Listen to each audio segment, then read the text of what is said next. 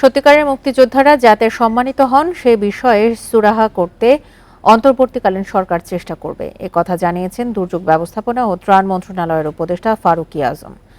দুপুরে হবিগঞ্জের শায়েস্তাগঞ্জ উপজেলার আলাপুরে ক্ষতিগ্রস্ত খোয়াই নদীর বাঁধ পরিদর্শনে গিয়ে তিনি একথা বলেন।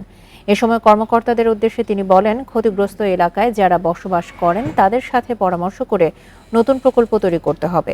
সাধারণ মানুষ যেন উন্নয়নের সুফল পায় সে বিষয়টি খেয়াল রাখতে হবে।